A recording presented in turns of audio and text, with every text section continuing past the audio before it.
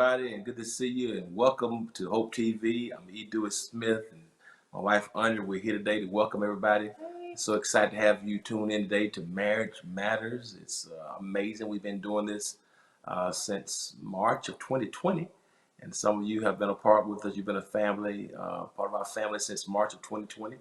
And we want to thank you for riding with us, man. It's been 14 months. Can you believe that? A long time. Listen, this is crazy. We coming up on that, and 14-month anniversary in a few days. And we also, while I'm on this, we want to welcome and wish all the mothers out there happy Mother's Day. God bless you. Hope you had a great time for Mother's Day, and hope you're still walking and being blessed. We're excited. And those who tune in from Apple TV and Roku and Twitch and Amazon and YouTube and Facebook and IG Live and the edewsmith.org website, HOHATL.org website, Hope HTV now have you tune in. We're thankful that you tuned in. And if you're watching through a platform that will allow you to subscribe or to like or to comment or to share, won't you do that? That's so helpful to us. Every time you subscribe, you can get notifications as to when new content is uploaded. And we upload content all day long. You like, your comments help us with our algorithms and our social media engagements. Then, of course, last but not least, your shares help us to get the word out, because this show has been viewed by everybody, not just married couples. Your mom watches this show. Yeah. What does that mean? It's just funny to me. Her mother, hey mother, her mother watches this, and she's 86, and it's just wow. So it's not just for married people, single, Want to be married? if it's complicated situationship, you just want some hope, some good conversation. This is an original show, and we hope that you share this link with somebody else and be inspired and be encouraged by it. We had some great conversation last week. Great couples shared with us last week that we love and respect and appreciate. And we didn't get an opportunity to finish everything, and so we invite them back for part two. And so we'll welcome back Larry and Alicia McDonald, Jake and Alicia McDonald. Welcome back, fam. How y'all doing? All right. Hey. Hello. Good to see y'all. To all the single ladies who are watching, and there's a guy on your job that you found attractive or maybe intrigued by, don't be so shy. Go find watch last week if you missed it. Get an old lady on the job and ask her to help you shoot your shot. Amen. You can do it. Ain't nothing wrong with that. You can be keep waiting on your Boaz. You're going to be by your own. But I'm not okay, but I'm just serious. But sometimes get somebody to help you. All right. Because Boaz ain't coming. All right. But anyway, with that being said, we had a great conversation last week about just powerful. And I hope everybody watch it. If you didn't go back and catch part one last week of the conversation, I'm telling you, it's gonna bless you. But we closed out talking about the powerful experiences about when parents have to release their kids and let them make their own decisions. And that was a great question that Andrea asked last week. And both Alicia and Jake had their own stories about how their parents had to release them to make decisions as a teenager, and even about getting married. I think it was a great question last week too. And Jake, we know. I want to ask this because I think it's interesting. Because sometimes as you get older, the roles shift, and what happens is children go from following the direction of their parents to, as we get older, children having to kind of take over and almost become the parents. The roles get reversed. Andre's figuring it out now, and because I had to figure it out with my mom as well. And 11 months ago, your father passed, and that a lot of people are going through that. So how are y'all? How first of all, how are you processing that? Being up here and him being away, and because a lot of people are dealing with grief now, and then Andre's going to ask you something about that too, Alicia, about supporting him as he's going through that. So how you doing, Jake? How you been navigating through that, having to kind of say, see you later to your dad? How have you been processing that?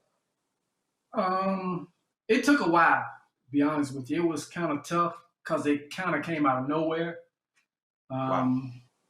When we got the call, it was unexpected because him and my aunt are pretty private with their medical stuff. You don't really know nothing's wrong. You can see they came up for a weekend, and normally he would sit outside and we'd talk and just outside all day. Last time he came up here, he was only sat out there for 45 minutes, and he was like, "Oh, I'm tired. I'm gonna go and call it a day." And came and went on in the house, and he had lost a lot of weight. But you see it, but you want to say, "Oh, nah, that's just he just." He liked to walk and he just exercising because he went through those stages where he would do a lot of walking and exercise and try to stay fit. And then we got that call and he said that it wasn't good. So we went down.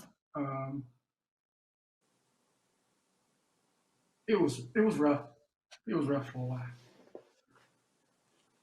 Yeah.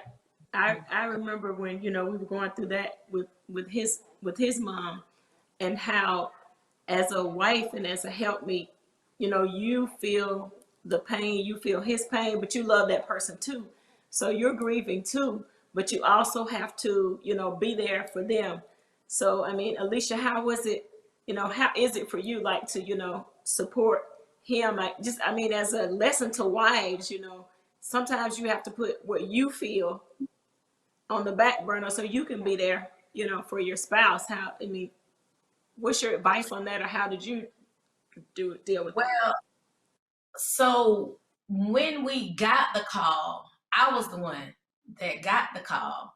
But get this, I was actually on Flat Shoals Parkway, and earlier that day, and somebody hit me, and I totaled out my car, kids in the car, but everybody was okay, but totaled out my vehicle this particular day. So as Jen is taking us back to the house, and the record came and got the car to take it and everything, I get that call. And he's working, so they're telling me that they want me to be the one to tell him what is going on. So when I did get back to the house, I called, and he kind of already knew, and he kind of finished my sentence for me.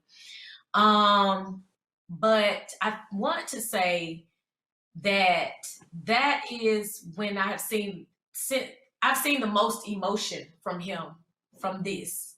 And so it kind of knocked me off my socks for a minute. Like, I was off balance for a minute myself, because I'm not used to him, Right. Yeah, I'm not used to that at all. Okay, no. So I did have to kind of flip off my feelings for a second so that I could see if he was all right. And I remember just constantly just asking him, "Are you okay? What do you need? What do you want to do?" And I told him, we're in a pandemic, but whatever we got to do, that's what we're gonna do. So you just tell me what you want us to do. And what is so, I know it's the Lord, but he was still taking care of us even then, the Lord and King Davis, because one of the things that he gifted him in his passing was a car. So when my car, that day when we found out that he had passed, my car is totaled out. So we got to wait for the insurance to do this. We got to wait for this to do that. But meantime, I'm going left. I'm going to Macon. I'm going to Atlanta, and he's going to McDonough, and we talking about one car. So I think King Davis was still taking care of us even then, because he was able to drive that car, and I was able to drive his car until we got another new vehicle. So, but back to the pain part, like I said, I've never had to witness him. He's had relatives to pass, and I'm not saying that he didn't feel anything, but I think this one was heavier than anything that I think you really ever experienced. And it ran deep for all of us, because here's a man that taught my husband how to be a man. So, and he treated me just like I was his daughter. I want y'all to understand, even though technically he was his nephew, he was his son, and I was his daughter. And he made it plain, and he made it clear all the way to the very end. And Jake is considered one of his children, just like the ones that have his blood. So, I just think that I just had to be there for whenever he wanted to talk about it. When he didn't want to talk about it, he said he didn't want to talk about it, and I left him alone. Okay, I didn't press him, but I just let him know that whatever you need, I'm here. And when the time came, he was comfortable with coming to me and talking to me about it.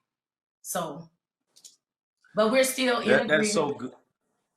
Yeah. That is so good to hear both your stories, Yeah. because I mean, and here's what's tough now, because people are having to do this and you can't be there. You know what I mean? It's like, you know, we talk about parents getting older and them getting sick. Andre's mother just had hip replacement.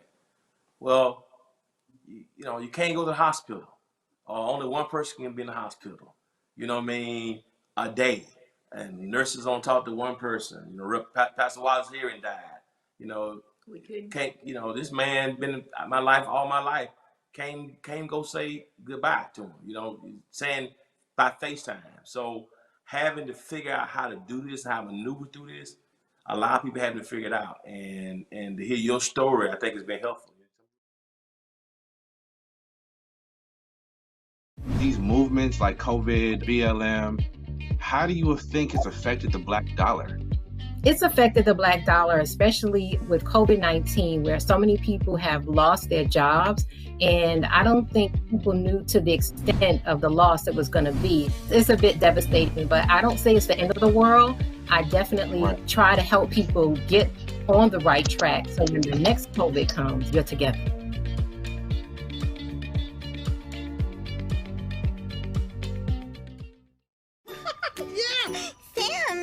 Oh, hey, Julia. Are you ready to play band with us? I'm going to play my clarinet. And Elmo's gonna play his drum. Drum loud. Oh, well, you know what to do, Julia. Julia knows. With Julia's autism, loud sounds can be too much. But she still loves to make music. Play band. Early screening for autism can make a lifetime of difference. Find out more at screenforautism.org. I have went through the trenches to understanding of dancing with darkness, to realizing that I had to be broken to be a light. Outside of the titles, outside of the responsibilities, what I owe God is everything. And so I speak from a solid foundation of knowing that I'm not my past circumstances, I'm not my past situations, I'm not my trauma, but I am who He's called me to be.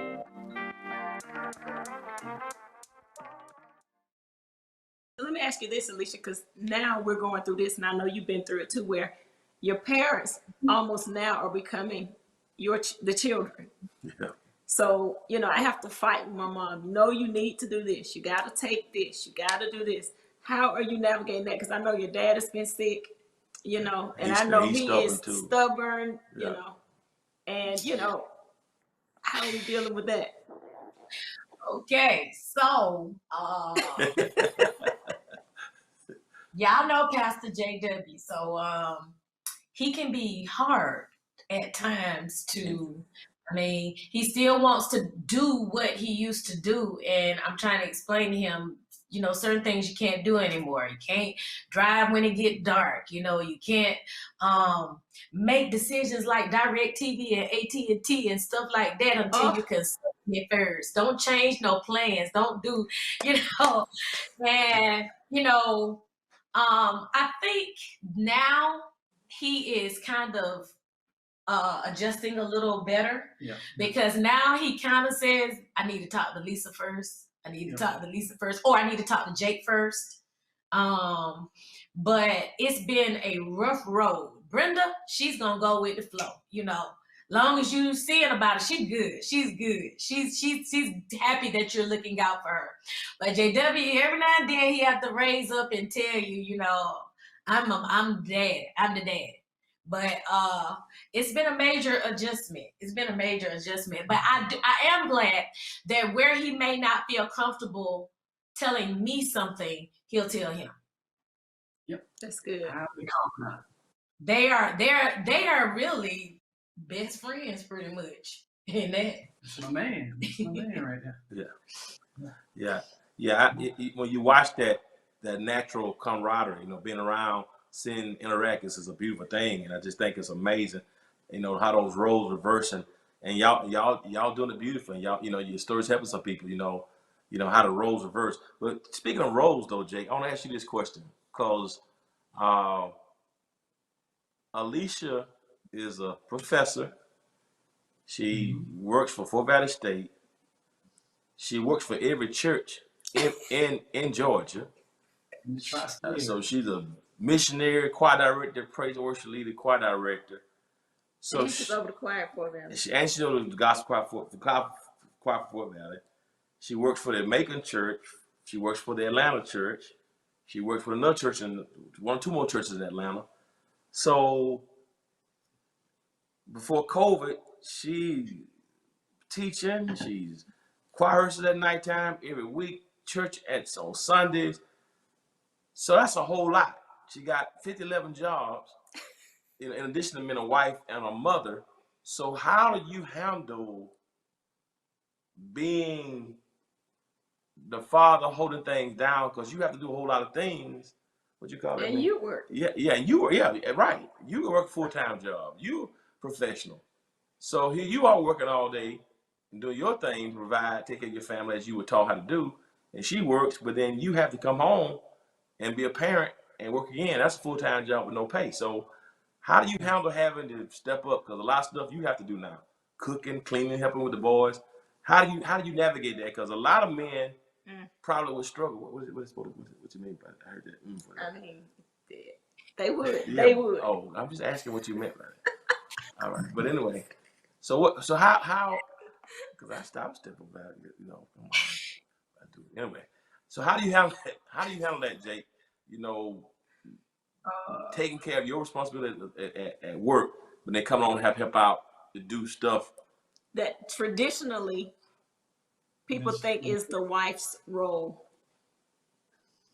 Well, I think for me, it was easy for me because of my grandmother and my great grandmother. My great grandmother, they taught me how to cook. They taught me how to wash clothes. Basically, taught me you need to be able to take care of yourself. So that made me self-sufficient. So with me and when the boys came, it was pretty natural because I'm gonna cook. I gotta eat, so they gonna eat. If I don't want anything, I'm gonna make sure they get something. It was when we had the first one, Connor. My job was when I got out of work, I was to go. My part of homework was psych works. I had to cover all psych works. That was my thing. That was me and his. That was our time together. That was our bonding time. And it was. That was what we did. He took his showers. We went over psych works. He went to bed. Caden is a little different. He's something else. He's too much. Somebody number two. He's too much like me. So you have to watch a him. Lot like you. But he's active, very active. He's always into something. But it's pretty much the same thing. I basically just try to pick up where she left off. Try to set some kind of structure. You go, when I come home, we're going to eat at this time. I know it used to be 6 o'clock we eating. No matter what happened, at 6 o'clock we're going to sit down and eat. At 7:30, you taking your shower. After shower, we're going to do psych work. You going to bed. 9 o'clock, it's done. COVID changed all of that. They really don't respect the bedtime now. They think they can stay up every night as long as they want to. So it's a fight, almost nightly. But as far as taking care of them, all she has to do is tell me her schedule, and I just have to make sure I'm in place. If I'm not, I'm gonna get a call or a text. So I try to, even the people, my employees know when that phone ring at 5 o'clock, they be scared to tell them I'm still in the building because they know it's a problem.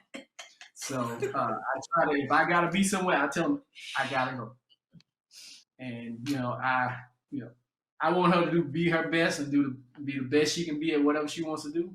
I support whatever she want to do. I'm there for it. If I have to come home and if I take some time off from work, take care of the boys while she go do something, I don't have a problem with it. All I gotta do is you gotta get the time to plan. Wow. So let me ask you this, Jake, because I know, from where we live up in Henry County to Fort Valley, that's like hour and a half? One way? One way. Yeah. Yeah. 1 It's a hour, good. one way? And a lot of times it's at night. Yeah. I-10. Yeah. Country roads, back roads, dark. Yeah. How do you feel about that part of it? Because I know a lot of men just like, you know, they just wouldn't want their wife to do it, wouldn't allow her to do it. How do you feel about that? She's a good driver. I don't worry about her driving. I know she can drive. The only thing I worry about at night on those back roads is deer or something running out or somebody else not paying attention. She usually calls when she gets on the road, and she'll talk to either me or the boys. She'll FaceTime, which she shouldn't be doing while she's driving. I don't look at it. But I know she's a good driver. Yeah. We know she's all right. If she has to stop and get gas, I'll stay on the phone while she's pumping gas. I try to tell her all the time, you need to get gas before you go, before it gets dark. Why you always wait at night when you're leaving to get gas? She just waits for me to get in the car so she can say, you drove my car to the store, you need to get me some gas. But I don't have a problem. If I drove it, so if I get to drive it, whenever I do get to drive it, I end up putting gas in. That's the only thing I'm spoiled because Brenda didn't pump no gas. Okay, but you ain't. She's very spoiled. Yeah, yes, she is. Yeah, pre-COVID. So pre-COVID, like, what was your schedule like? I'm just curious because I know with all these jobs. Okay, so my schedule, Tuesdays and Thursdays, I was in Fort Valley. I had a class from 11 to 1. So I had to leave Fort Valley, come back to pick them up from school at 2:30. Yeah, 2:30. Then I come home, get everybody settled with any homework or anything that they got to do. And I'm looking at maybe 3 good hours or less. And he picks it up so I can go to somebody's church choir rehearsal. So that's how Tuesdays and Thursdays were. Mondays, we kind of keep that as family time because the Carter family has prayer every Monday. Every Monday, you got to be ready for the prayer call.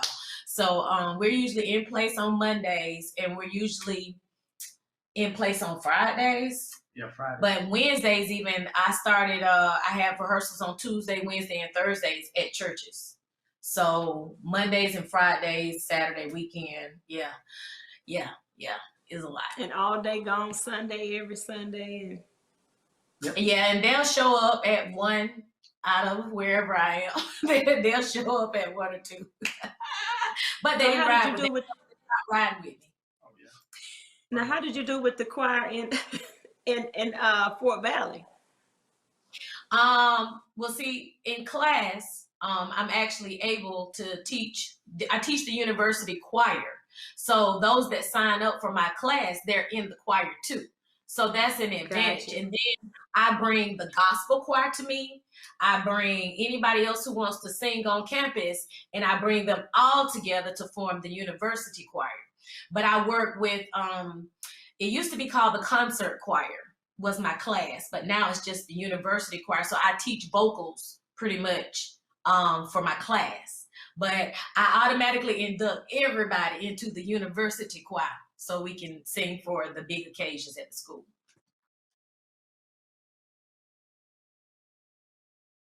The decisions that you make have to make sense toward the end goal. You have to be okay talking about yourself, selling yourself, being your brand, to expose what the gift is that God has put in you so that other people know about it. I knew that it was something that I wanted to offer to people who were also dreaming or trying to be entrepreneurs and things of that sort, who just didn't know how to get started.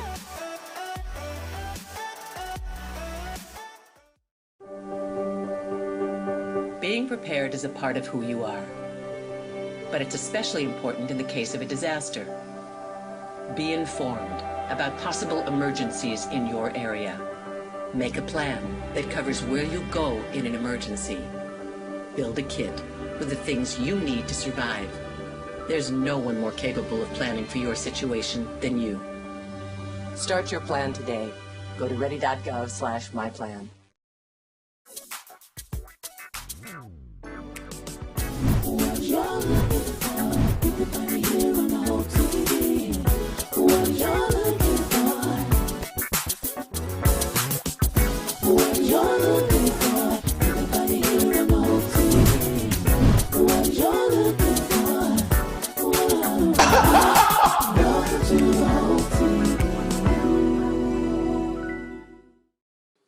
What did you do to make Jake feel comfortable in being there? You know, without him being intimidated. You got a lot of men who are very insecure and intimidated by a busy, you know, a wife who has a lot going on. Was he just secure by himself? Do you try to affirm that? You know, I'm just trying to figure out, what can you say to men right now who have a wife like you, but they're not handling it as smoothly as Jake is handling it? What would you say to them? Well, first of all, he is pretty confident with himself. And I think that is the main thing. He's so cool with himself. Pretty much. He knows he has it like that. So he doesn't give me any grief about, he wants me to be great. Like, this man actually wants me to be great. And he'll do whatever he has to do to support my dreams. And my businesses, my everything. He trusts me and I trust him. So Jake, what would you say to women to, like, you know, how do you make your husband feel comfortable? You know, because some women, you know, they have an attitude, well, this is what you're supposed to do. How does she make you feel comfortable, you know, doing a lot of the stuff you do? And is she appreciative? How does she show she's appreciative? Honestly, I don't think it's really that the wife's place to make him feel comfortable. He has to feel comfortable with it. That's something that's within himself. She can't, if she's got to keep saying, oh, you know, you got to keep doing that, then it's not going to, you know, because he just, there's a trust issue there. And somewhere down the line, it's not going to work. I mean, he's got to be able to say, hey, you go be great. I want you to do what you got to do. Do what needs to be done. I'm gonna be there for you. I'm gonna be here holding this down while you taking care of that. And then when I'm going out to do what I gotta do, you gonna be here. We just gonna switch roles. You gotta be interchangeable. You gotta be able to do it all. You gotta be able to wash clothes, wash dishes, cook, clean, cut the grass. You know, she ain't gonna do that, but I have done it before. You know, but you did it. But you just gotta be kind of. It's like an interchangeable thing now, because nowadays you gotta be. You never know with this COVID thing. You never know, it could be here today, gone tomorrow. You don't know what you're dealing with. So you just gotta be versatile. You gotta be able to adjust it and just maintain that communication, and that y'all got each other. But it's not that you have assigned seats. You don't have assigned seats in marriage. you do what you have to do when you have to do it. So it's kind of even Steven so much around here. It's like, whose grits do you like the best? It's like we run neck and neck in a lot of stuff. But I mean, I know how to handle, and he knows how to handle. So whichever role we playing today, whatever hat I'm putting on today, I got it. So let me ask this right quick. So now, pre-COVID, you were gone a lot. You guys were, your schedules were different. Jake, is a manager, at a Walgreens. So, his schedule may vary. But now that COVID has hit, you're home a whole lot more. So how is that working? How are these roles and stuff, and how's it working now? It's actually been a lot of fun. You want to talk, or you want me? All I can say is thank God for a different room. That too. it's not just her, it's the other ones that's here too. You sometimes you need your space. And I know how to get my space. I just go outside. Nobody likes going outside. So I can go out, sit outside all day. Until. Or work. And well, now she'll go out. But before, nobody would come outside. So if I wanted some time away to go, it used to be when I wanted some time and I needed to think, I would come home and cut the grass. Even if it needed cutting or not, I would just get behind the lawnmower. And that's where I did all my thinking. I would process stuff from work. And anything when I was going through all this stuff with my uncle, that's where my time was. That was like meditation for me. But I mean, COVID, it's the only difference is they just not going to school. But we spend, I mean, of course we spend more time here, but we've learned to appreciate a whole lot more that's here because God bless us with a beautiful house and everything. And I was like, oh wow, we've been here for how many years? 12? Almost 12 years. Yep. And I'm like, oh, we need to take care of this. We need to take care of that. We need to start doing this. We need to start doing this. And then we ended up building a gazebo. We have two gazebos in the backyard. And we actually laid down pavers. Yes, I helped lay down pavers. Yes. And Pastor Jen. Yes. We were outside. We were outside laying down pavers to extend the back deck. So now it's like we don't feel whole until we go outside and just meditate and talk. We date out in the gazebo. Yes. We watch movies out there. We have our spirit sometime out there. Yeah, we have a good time outside. And guess what? We don't have to worry about a babysitter or anything like that. They're in the house doing their own thing. So we're able to find, I believe we have spent more time like that close time since Corona. Oh yeah, definitely. Yeah. Yeah. And I mean, like going outside now. I didn't used to like going outside at all. Ooh, outside. You come back in smelling like outside. Who wants that? No. Now I get my book, get me something to drink, and we just, have a good time. That's good. Yeah, and now and also on top of all that, Jake's in management, you teaching, you working, music, night parenting, take care of each other. Yeah. And then you also have a business?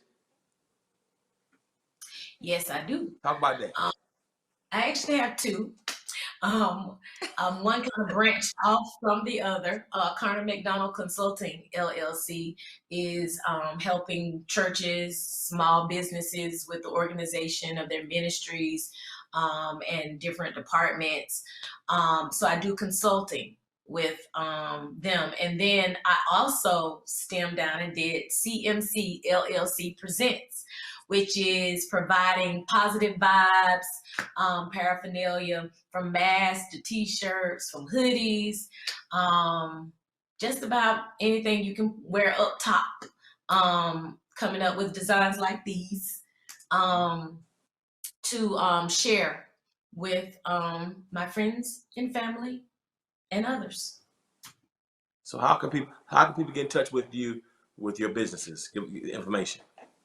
Okay, you can email cmcllcpresents@yahoo.com. cmcllcpresents@yahoo.com. And from there, you will be directed to the different platforms where I have social media groups. All right. Listen, this has been a great conversation. Y'all have shared, been insightful and helpful. And I think just helping people navigate through these times. Anything you want to say? Nope. I just appreciate you guys for coming on, especially you, Jake, because I know you don't like to talk as much and to be up front, but you're my guy. You did an awesome job. Yeah. I was shocked when they said she's going to be on there. I said, okay, well, I'm going to have to treat him to a good cigar. So I owe you a cigar after this because you just did a wonderful job. I was shocked. Jake not going to come and talk. You did a wonderful job. So whatever kind of cigar you want, I'm going to get it for you. So So that's on me. So I'm gonna treat you to it. Hey fam, you've been watching this episode of Marriage Matters with the McDonald's, and they have shared a lot of powerful stuff that's been helpful. I hope it's got you thinking and being inspired and being encouraged, and just to kind of live and enjoy and take every day as a blessing. So other than that, we've been happy to share with you today, and appreciate you being a part. That you want to say before we go? Nope. Just All right. God bless you all. Hey, and if you missed episode 1 with McDonald's, go back to last week. Make sure you check it out. It's gonna be a blessing to you as well. Y'all, thank y'all for being a part, and please check out Alicia's businesses.